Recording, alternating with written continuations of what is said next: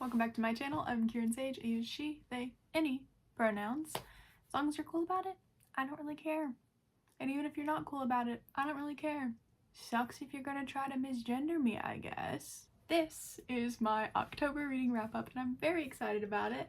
That's a turtle. But before we hop into me actually talking about the books that I read this month, I should probably do a little point of order, because I did read something last month that I forgot to put in my September-August wrap-up, which is A Taste of Wild Honey by Alex Larkspur. It is a smutty short story about the most beloved characters of Sweet and Wild, Taryn and Micah. And it's just a smutty, sweet little short story, and I enjoyed reading it. I gave some feedback. It is not out yet, but it will be soon. It is Alex's first time ever publicly sharing any kind of smut, which is very exciting. And as always, keep an eye on their Blue Sky. I believe this is coming out in December, and Alex has been posting some teasers leading up to it. It's just a fun time, and if you enjoyed Sweet and Wild, you should read it. I would not recommend reading A Taste of Wild Honey before you read Sweet and Wild, because I think there's some spoilers in there, but it's still a fun time. I did end up giving it 4 stars. I don't usually rate just like smutty little short stories, so I didn't really know how to rate it, but I think the draft that I read was pretty solid. The first thing that I read in October, though, was the 3rd draft of The Need for Dandelions, also by Alex Larkspur. I've been talking about The Need for Dandelions in its various forms throughout the past few months as I've been alpha reading for Alex and providing feedback as they were working through their drafts. And this is the last draft that we are going to get as alpha readers before it gets edited, gets turned into an EPUB, everything. I don't know. It's very exciting. I have a motor running and its name is Turtle. She's very cute. It is very exciting to be able to see all of the changes finally coming all together. It is crazy just how much the book has improved from draft 1 to draft 3, which of course is going to improve. Alex is putting so much hard work into it and taking all of our comments into consideration. It's just really cool, and I keep saying that, but it is very cool, and I'm so excited for when it releases on March 31st of 2026. I do know that that's the release date that Alex has been posting on their Blue Sky, so exciting. Put it on your TBR, put it in your calendar. You're gonna want to read this one. I really can't express just how much I love the main characters in this. They are, to date, my favorite main characters that Alex has ever written, and I just love them a lot. This is not the last mention that you're going to see of Alex Larkspur for the month of October either, just as a forewarning. Mostly for Alex, because Alex watches these videos. Hi, Alex. I'm gonna be talking about you and your writing a lot. Anyway, draft 3 gets 5 stars. I loved it. I'm so excited to have it in my hands. The first published book that I read in October was And Then There Were None by Agatha Christie, which I have a lot of complicated feelings about. It is a mystery based off of a poem of the same name, and the poem is a little nursery rhyme that essentially just talks about 10 soldiers who slowly get picked off for various reasons and die. It's established very early on. It might even be, my copy does have some like indications of it, like right off the bat, but yeah, there's a poem involved. If you have not ever heard of this book, it already has controversy surrounding it because this was not the original title of this book, but we'll get there. This is about 10 people who are all invited or lured to a mansion, and they are slowly being killed off on this island mansion, and they're trying to figure out who is doing it before all of them die. It is pretty twisty. I enjoyed reading about all of the characters, and Christie's writing is a lot more accessible than I remember from the last time that I read this, because this is my second time reading this. Another big facet of this is that all of the guests at this mansion have a dirty little secret, and those secrets are the reason why they are being killed. So my major complaints with this one, while I enjoyed the twistiness and it's kind of a really interesting mystery. Like, I enjoyed the mystery aspect of it. The controversy surrounding the title is that it included a slur in it originally because it was named after the nursery rhyme, and it was a racist nursery rhyme. It got renamed and the book edited so the nursery rhyme was different. I don't remember if this was during Christie's life or after, but I know it does not release currently under the old title. There's also things that I noticed in this read that I didn't notice when I first read this when I was like 16, 17, which is the blatant anti-Semitism. I know at least one character is incredibly anti-Semitic, and I think is the only one that talks to the Jewish person throughout the book. Actually, I think at the end of it there are some people that talk about the Jewish man, and they're really anti-Semitic, and it was really icky. There's also like a lot of really gross classism and talking down to the less fortunate of the members of the 10 people that are dying on this island. On the one hand, I do think some of it is to just re-emphasize that like these are not good people, they are dying for a reason, but on the other hand, I do also think it is a product of its time. A lot of Christie's works apparently don't age well. I was talking about this book with some friends, and I think in particular that anti-Semitism is not necessarily because it is a character choice that is being made. I think that it is simply anti-Semitism. I also think that while this is an interesting mystery, Void, I love you. You gotta move. Got a dusty boy Void just running around in front of my camera.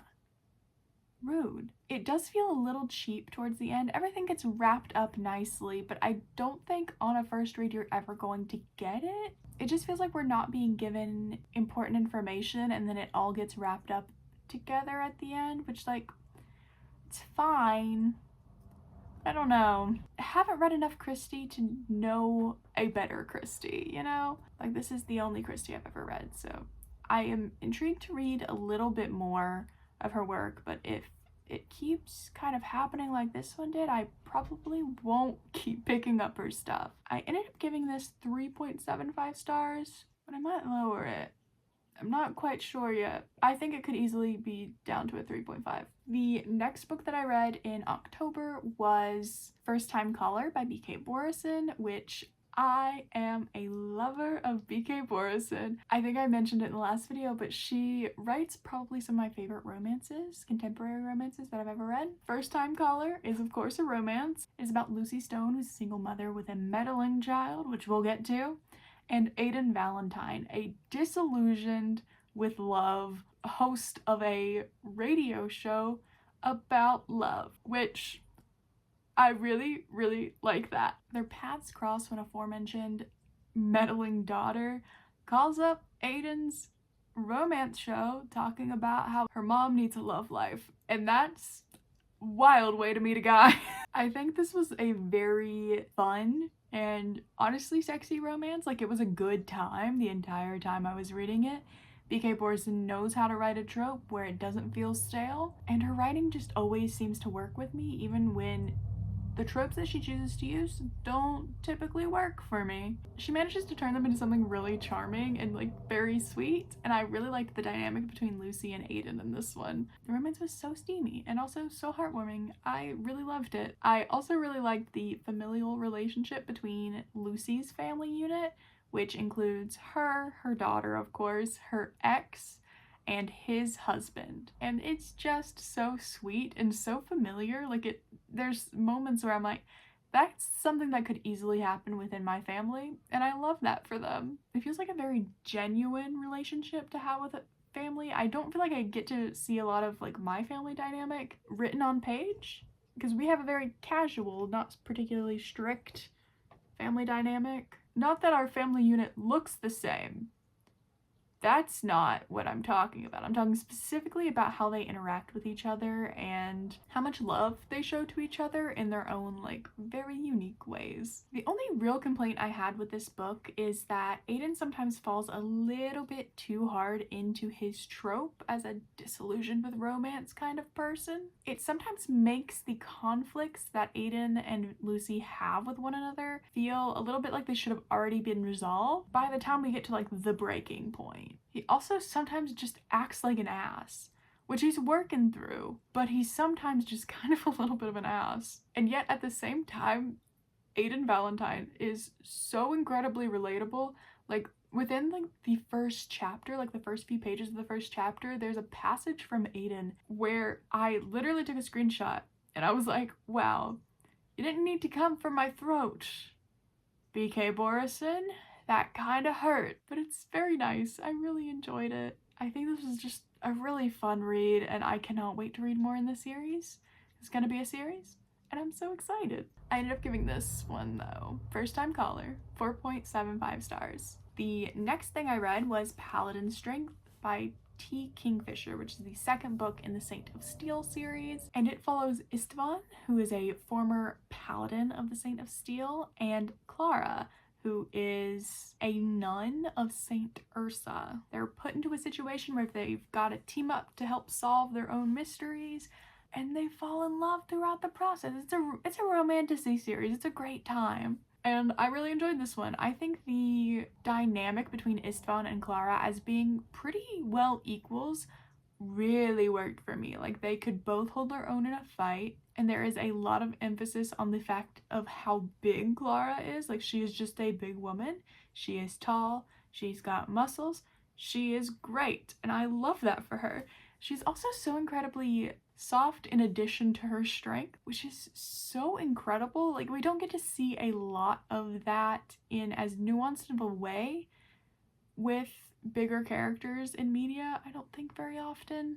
The relationship between the two of them was very steamy and very good. There was just the right amount of religious tension between the two of them, not in a they are combatants kind of way, but in a like sexy way.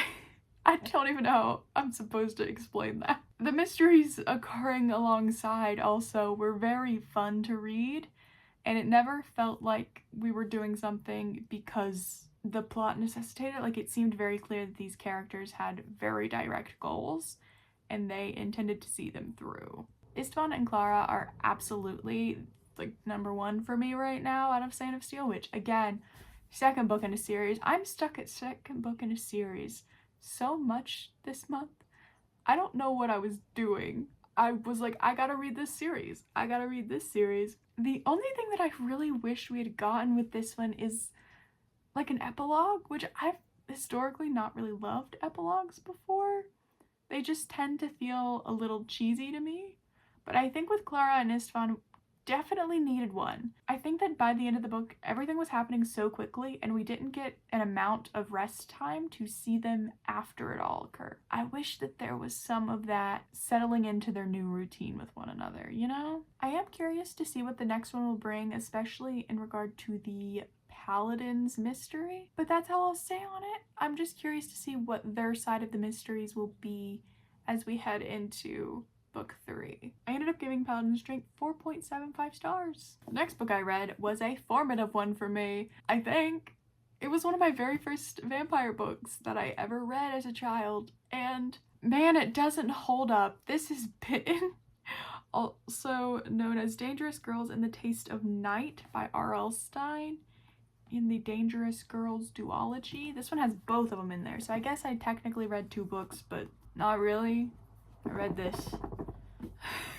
It's about a pair of twin teenage girls who got into a little situation at summer camp and they got turned into fledgling vampires.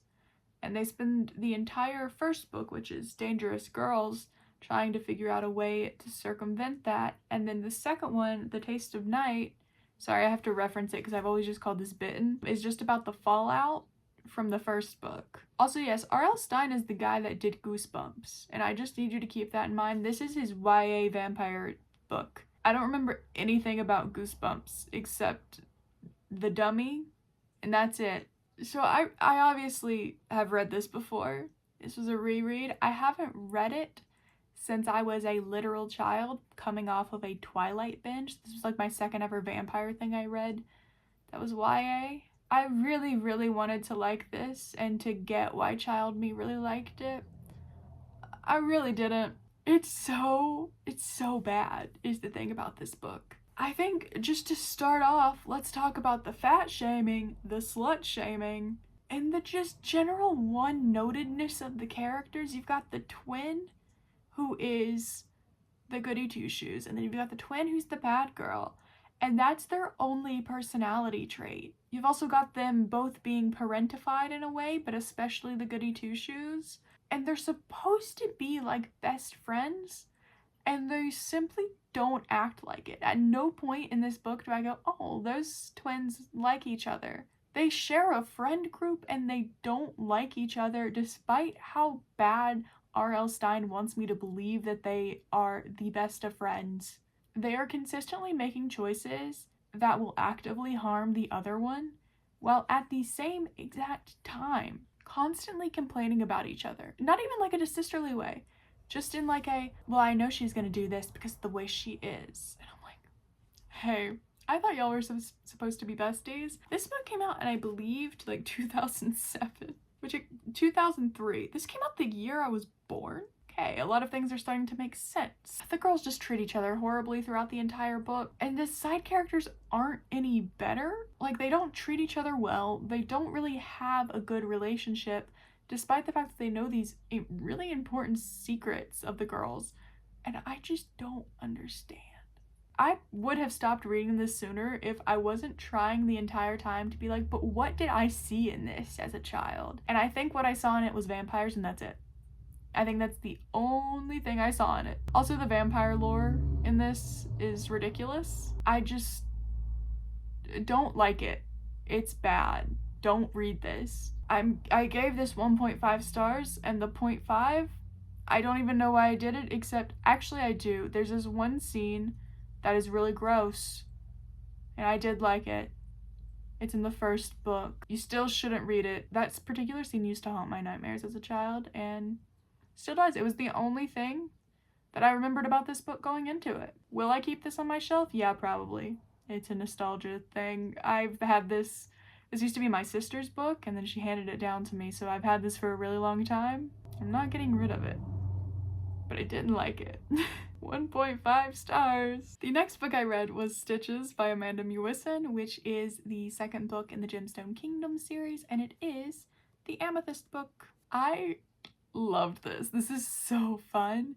It is about Levi, who is a construct, a homunculus of sorts, that has been Frankenstein together out of various body parts, and King Ashmedai, also known as Ash, who is the king of the Amethyst Kingdom. I can't remember what they call it now because I've just been thinking of it as the Amethyst Kingdom, but they call it something different because they're under a curse. And Ash is also known as the Shadow King, which tells you everything you need to know about the fact that I really love Ashmedai. I think this book was built to lap for me. I'm gonna be entirely honest with you. The setting is fantastic. The conflict within the fantasy aspect of it, fantastic. The characters of Levi and Ash, fantastic. I love this book. Pry it from my cold, dead hands. It also touches on one of my favorite creatures of all time, which is a little bit of a spoiler, but I really liked it, so I can't talk much more about it. It also expands on the world of the Gemstone Kingdoms very nicely. It's just so good. This is my favorite one in the series so far. I don't have like any complaints with this. There is of course like the tropiness that I'm come to expect from Amanda Mewison, and I liked it. It still does have the problem of like the chapters feel really, really long, although I think they're a little bit better in this one for the most part. And yeah, it's smutty. It's got monster fucking in this one actually, because we are in a kingdom where the curse is essentially that it has turned them into various types of fantasy creatures while within the borders of the Amethyst Kingdom. It is really good. I don't think it's that much of a surprise for most people that know me that the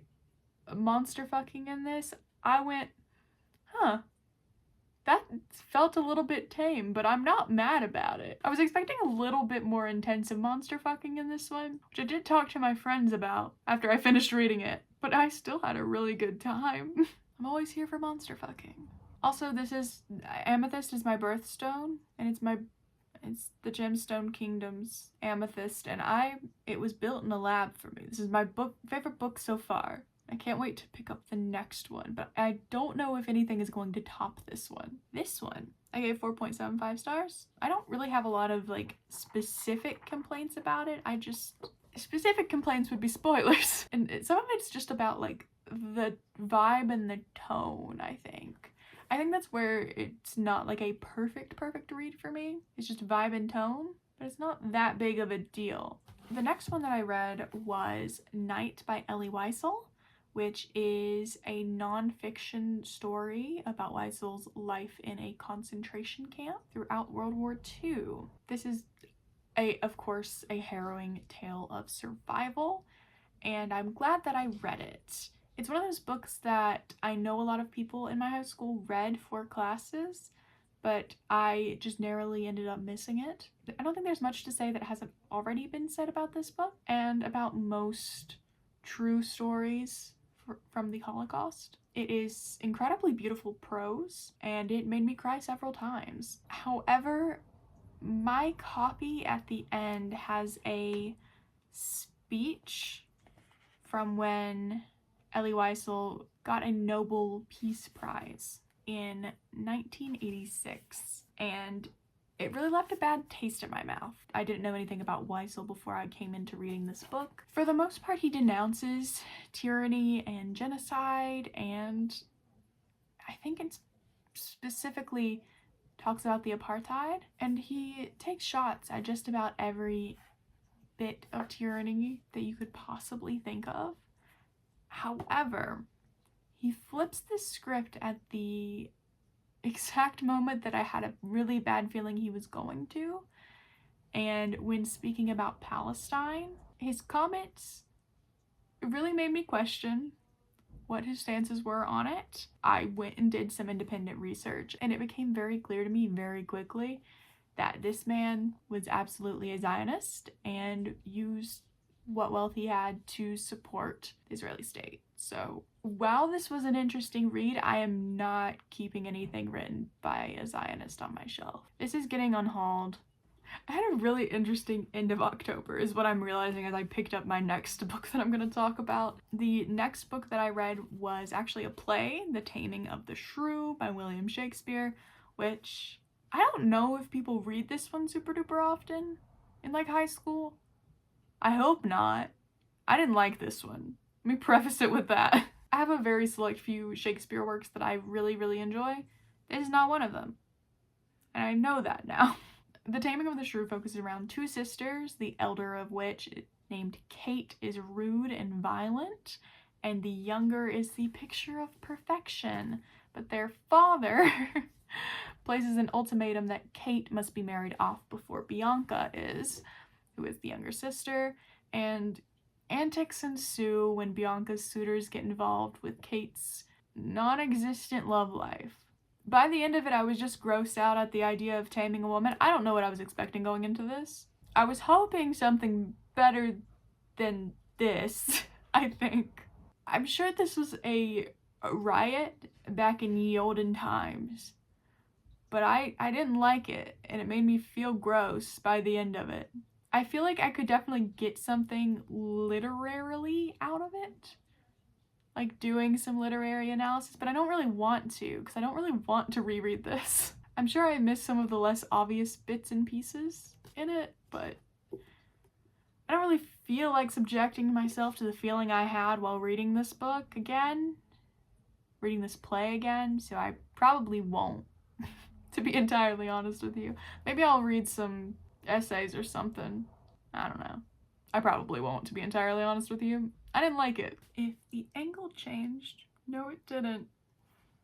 I always forget to delete the last things I've recorded, and then I run out of space. Anyways, if it cut me off, 2.5 stars. So if you're curious, somehow The Taming of the Shrew is still better than Bitten.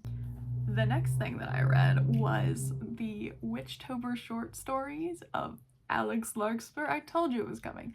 I apparently read a lot of Alex Larkspur. I don't know why. It's almost like they're my friend or something. They participated in Witchtober this year and were able to do 9 of the 13 prompts and posted them for free on their Ko-fi, which I will also link down below. They were all really fun. I definitely had some of my favorites in there and some that just didn't quite work as well for me, but I think they were all fun to read. You should do it. Personally, I really like the feather one, which I definitely remember the name of.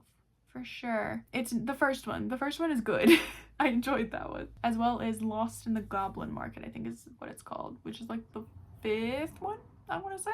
Read them all. They're fun. I just like the main character that shows up in both of those. I read them very close to Halloween as a little excitement booster, which definitely worked. I think it's just a good, fun time. It's also a good way to get a taste of Alex's writing, in case you're not sure if you like it. They are, I believe, unedited professionally, so they are just written as, you know, like little writing prompts that Alex decided to share for freebies, and I think that's fun. I ended up giving, like, each of them various amounts of stars, but it ended up averaging out to 4.25 stars. And speaking of Alex Larkspur, crazy that, the last thing I read was also by Alex, which is The Witch of the Woods, and it is actually an expansion on one of the Witchtober stories, and it's kind of cheating to separate them, but kind of not, because Alex actually sent me the draft of the short story novelette, I think is what they're calling it. I did a little bit of beta reading and gave some feedback on them, which if you do follow Alex on Blue Sky, the main character of this one is the one that made me draw some connections between Alex's main characters, where I was like, man, these guys got self-esteem issues. Which is just an observation I made, and I was like, because a lot of times it doesn't work for me personally, but Alex is good at writing, so I still enjoy myself regardless. This one, though, the expanded version is not out yet, but I believe you can still read the Witchtober short story variation of it. Alex did a lot of expansion on it.